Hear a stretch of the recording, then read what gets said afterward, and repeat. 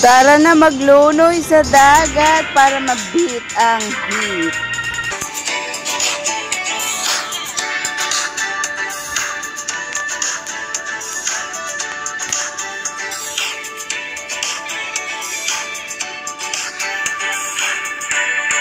Hello mga ka-chair, tayo ay magpalamig muna ng ating mga ulo. At let's go! Samahan niyo po ako sa ating vlog na ito. Tara! At yan nga po ay isa sa mga aktibidad dito sa lokal ng Hong Kong West, distrito ng Hong Kong. At yan po isinagawa natin ang 42th anniversary ng lokal ng Hong Kong West. Tayo po ay nag-barbecue at nag-bonding ng lahat ng mga kapatid syempre at ang CFO. At syempre inihahanda na natin dyan mga ka-cheers ang ating mga lulutuin at babarbecuehin. Kaya hanap-hanap na ng uling. At dahil nagkakawala ng ating mga uling at ang iba ay nabitbit na sa kabilang beach at ang iba naman po ay naligaw sila. Kaya medyo nag-ano po tayo. Yan po ang ating masipag na kabel. Yan. Isa po siyang scan. So, siya po ang, at yan na nga po ang ating mga scan at mga CFO ay naglagay na po ng banner natin. At syempre mga balloon at dekorasyon sa ating pong isasagawang aktibidad. At yan na nga po sila at nagkakasayahan naman din. Paglalagay pa lang ng mga bulon na may banner tayo dahil sa sobrang init ng panahon. Pero okay lang dahil nga happy ang lahat pagamat mainit. At syempre nag-i-start na ang kalan at ang iba pang kasama niya na mag-barbecue ng napakalaking tatlong isda. Ay sa isang taon pa yata maluluto yun sa laki eh. Kaya ayan na nga. At ang iba naman po ay pumuwesto na. At shout out doon po sa isang kapatid natin na taga North Point na nag-save po ng ating gagamiting barbecue place. Thank you po sa iyo. At yan na nga po, patuloy pa rin naman na nag-dekorasyon ang lahat ng mga iskan at CFO. At yan na nga po ang tabing dagat. Napakaganda ng tubig. Walang o yan, sumisigahan na ang ating mga barbecue. At may pumapamaypay dahil nga po mainit ang panahon. At ayan na nga ang ating mga ginagawa. At talaga naman nagbabarbecue na at medyo magutom-gutom na rin naman ng konti. At siya, tara na, ilabas na ang mga babarbecuehin. At ayan na nga po, may naghihiwa ng prutas, may nagbabarbecue, may naglilinis ng place, magdidekorasyon, may tumitikim. At syempre, hindi maalis ang nagsiselfon. Yan ang ganap po. Diba? O, at ayan na nga po ang aking mga ka-grupo. At may patuhog-tuhog ng nilalaman. At syempre, yan ang tatak Pinoy, diba? Saan ka man pumunta, basta Pilipino, food is life.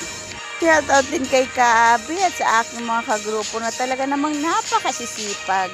Meron pong nagbabarbecue, may nag-aano ng uling, may nag-aayos ng mga plato at tinidor. At siyempre kay Ate Vilma Lizardo. I-follow niyo rin po siya sa kanyang Facebook and Reels sa Ate Vilma Lizardo. Yan po ay ang aming CFB ng 76. Ay ang sipag po mag-barbecue. Siyempre si Rosie. Yan. At ang iba pa po, hindi ko na po matanda ang mga pangalan eh. Ay sa dami ng kapatid eh. Kaya andito kasi siya na at medyo ulian na si Madam Chair. At yan na nga po ang ating naihaw. Nag-ihaw tayo ng talong, ng mais, ng handog na medyo nasusunog na sa dulo, at barbecue pork na paborito ng aming katiwala na si Alma Matas. At siyempre ang hipon. Yan, at meron din po tayong mangga. Yan. At meron din tayong pinya, orange, banana, and a lot more. Pakwan yan. At yun nga po yung inaayos na natin para po makakain na. Kahit hindi po namin kagrupo at ka-area. Hala, invite po. Magkakasya din yan kahit kukunti. Diba? Parang budil fight po ang ginawa namin dyan. Kaya super happy, although hot dahil napakainit. Ay tunay na napakasaya po. Kaya pag may mga aktibidad po sa inyong mga lokal, join po kayo. Half of your life ang mamimiss nyo kapag hindi kayo sumasama.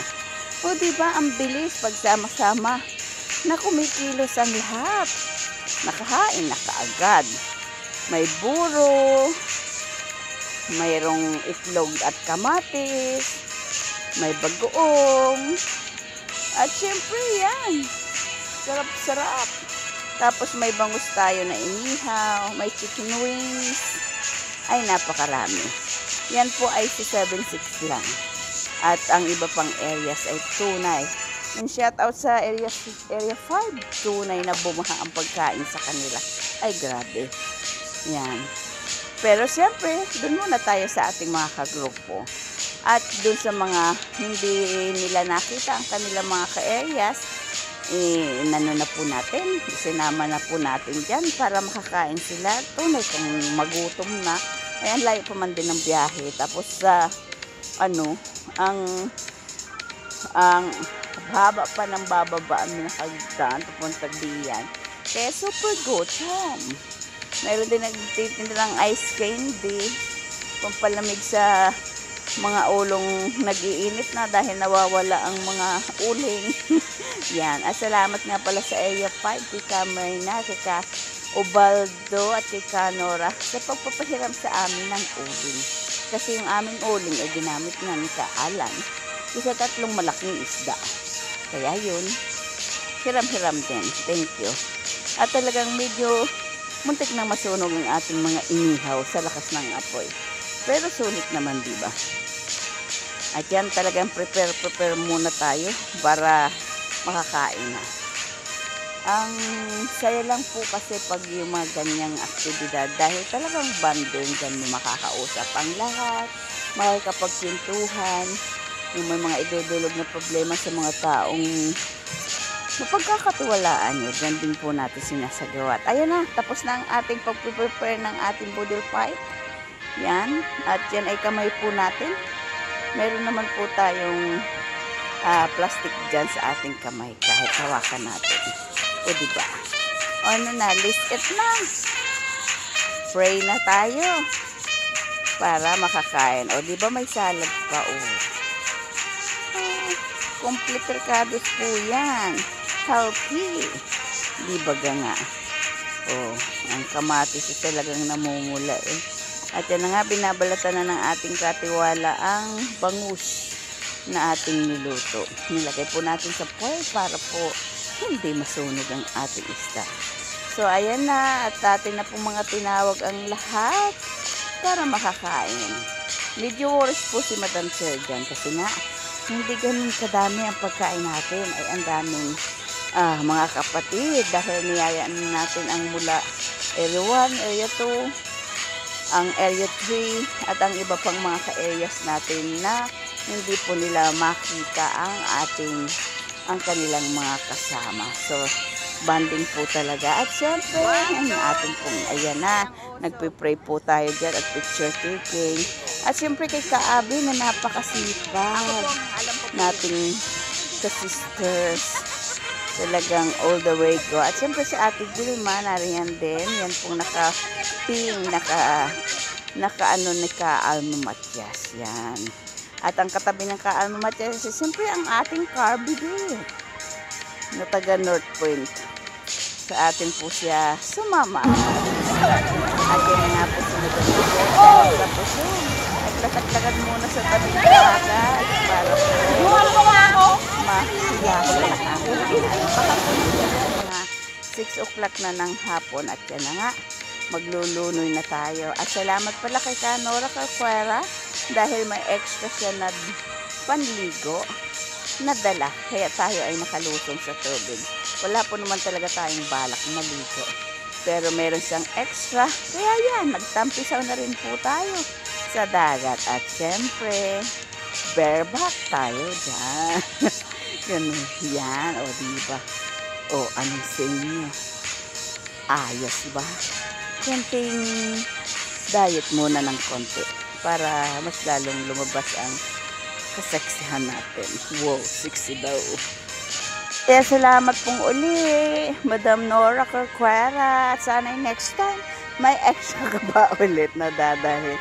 O diba, medyo maluwag lang ang ating pambaba.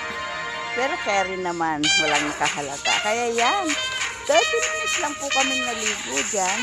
Kumbaga maalis lang po yung init talaga ng panahon at katawan.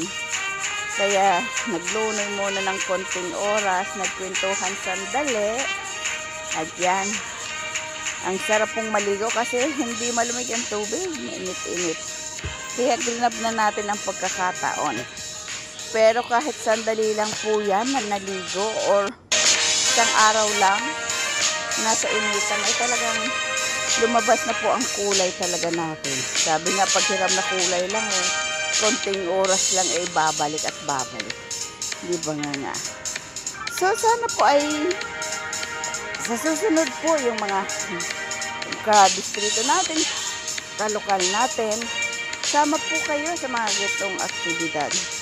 Masaya po. Medyo nakakapagod lang, but satisfying po mga kapatid. So, next time, sana ay makita ko po ang mga mukha nyo sa mga aktibidad na tulad niyan. At syempre marami pa ito yung aktibidad na nakalatag sa ating lokal at distrito. Kaya sumama po tayong lahat. Ano po? At yan, naglulunay pa rin po tayo hanggang ngayon. Kaya, kailan ba ang susunod? Iba-iba po kasi ang aktibidad. Isa lang po yan dahil 42th anniversary nga po ng ating Hong Kong West. O yan, aaho na ang mga sirenang malilusog. Diba? Parang ako ang pinaka-sexy, diba? O, comment down below kung yun din ang tingin nyo. Huwag nyo lang pong titingnan ang aking braso at mga hita dahil walang makakapantay po yan sa mga pata ko. So, yan na po tayo. O, diba? Labas-labas na at sabay-sabay na rin kaming maliligo. At sabay-sabay na rin kaming aalis diyan sa beach kasi magagabi na. Kailangang magpahinga rin tayo. Mga ka-cheers, nagustuhan niyo po ba ang ating ibinahagi ngayon? Kung nagustuhan niyo po, paki-heart, like, share, comment down below para po like kaya po. Sandali share at huwag kalimutan subscribe. Bye-bye!